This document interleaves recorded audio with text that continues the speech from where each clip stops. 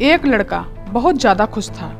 खुश होने की ये वजह थी कि उसकी नई नई शादी हुई थी। उसके दोस्तों ने कहा कि आज हम तुझसे पार्टी लेंगे, आज तुझे हम नहीं छोड़ेंगे, चलो होटल में खाना खाने चलते हैं। वो लड़का मान जाता है और पार्टी के लिए जाते हैं। उसके दोस्त बोलते हैं कि दिखने में कैसी है तुम्हारी बीवी, जरा फोटो दिखाओ। पहले तो लड़का शर्माता है, जब वो ज्यादा जिद करने लगते हैं तो वो दिखा देता है। लड़की बहुत ही खूबसूरत होती है।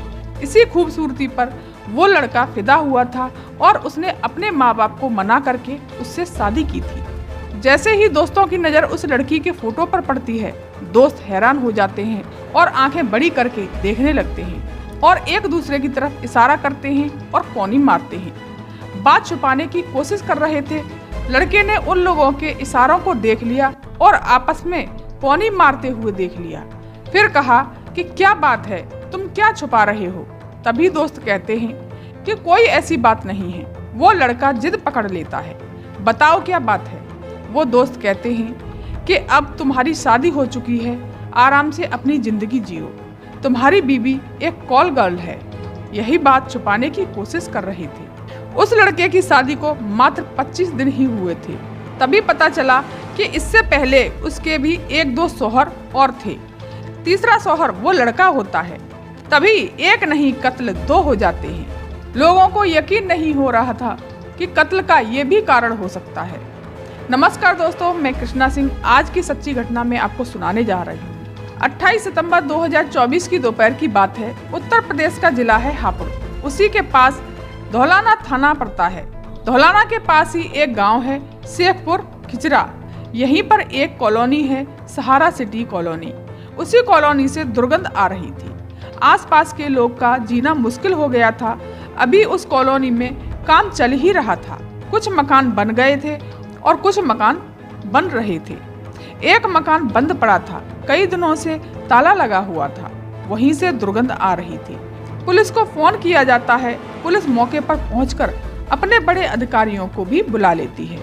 एएसपी आ जाते हैं, एसएचओ आ जाते हैं, सभी वहां पहुंच जाते हैं।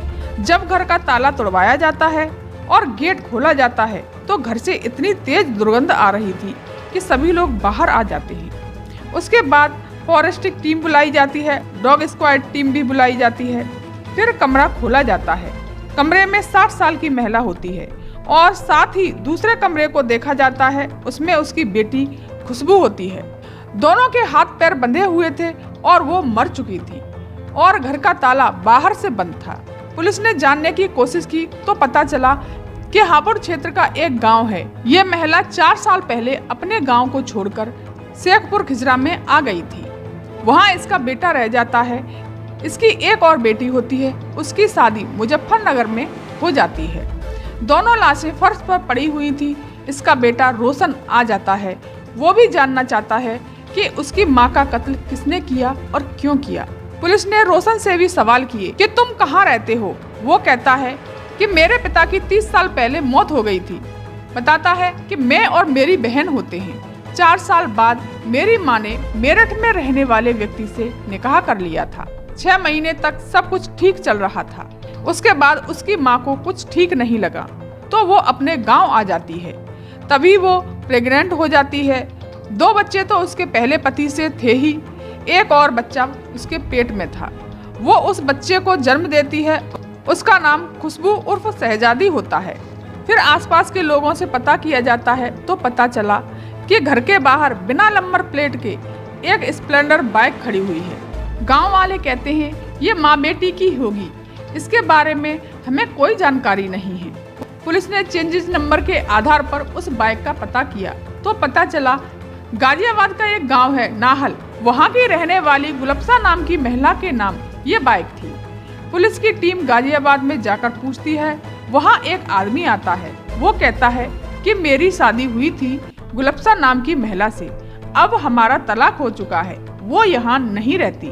पुलिस पूछती है अब कहाँ रहती है तो पता चला कि गाजियाबाद के मसूरी में सुरखान नाम के व्यक्ति से उसकी शादी हुई है, वहीं रहती है।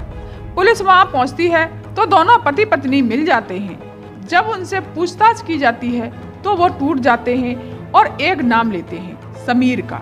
समीर उत्तर प्रदेश के अमरोहा जिले तहसील हसनपुर गांव वहां का रहने वाला होता है। समीर को भी पुलिस हिरासत में ले लेती है और उससे भी पूछताछ की जाती है। तब समीर बताता है कि एक फंक्शन होता है, वहां पर शहजादी से मेरी मुलाकात हुई थी।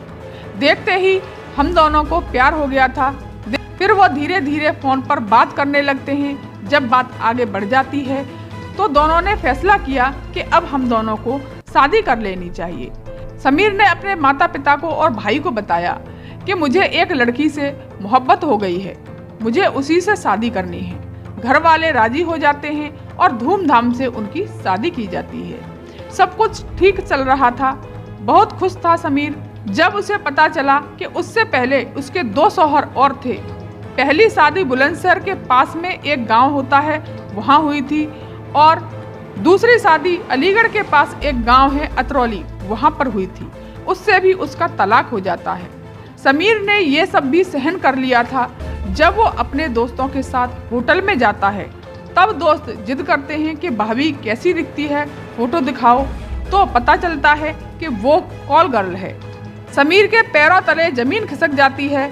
वहां से अपनी सास के पास जाता है और अपनी पत्नी खुशबू के पास जाता है। वहां जाकर कहता है कि जो पहले आप लोग जिंदगी जी रहे थे उस जिंदगी को भूल जाओ और नए सिरे से जिंदगी शुरू करो। किसी को अपने घर मत बुलाओ, किसी के कॉल करने पर उसके घर मत जाओ। माँ और बेटी साफ साफ मना कर देती हैं और कहती हैं जैसा पहले चल रहा था वैसा ही चलता रहेगा।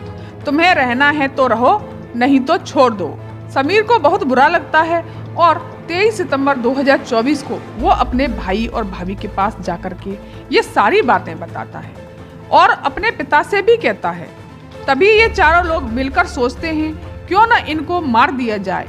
ये लगातार कई शादियां करते रहेंगे और दूसरों से पैसे लूटते रहेंगे और जाने कितने घर बर्बाद करते रहेंगे।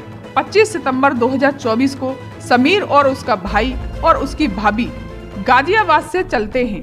ये लोग शेखपुर खिचरा में पहुंचते हैं रात 11 बजे। फिर वहां खाना खाते हैं। जब खुशबू सो जाती है तो मौका पाकर उसके हाथ पैर बांध देते हैं और उसकी माँ के भी हाथ पैर बांध देते हैं। फिर उनका गला दबाकर उनकी हत्या कर दी जाती है। जाने की बहुत जल्दी करते हैं तो बाइक की चाबी कहीं गुम हो जाती है। उसको ढूंढने की कोशिश की जाती है लेकिन वो मिलती नहीं है। इसलिए वो घर में दूसरी बाइक खड़ी थी, उसमें चाबी थी, उसको लेकर के भाग जाते हैं। समीर कहता है कि उसकी बीवी कॉल गर्ल थी, वो हर रात एक नए मर्द के साथ रात गुजारती थी, इसलिए उसने उसको मार दिया। पुलिस ने इन तीनों लोगों को जेल भेज दिया है। तो दोस्तों, इस कहानी को, इस घटना को सुनाने का उद्देश्य मेरा किसी का दिल दुखाना या किसी को चोट पहुंचाना नहीं है, बल्कि जागरूक करना है। जय हिंद, जय भारत, धन्यवाद।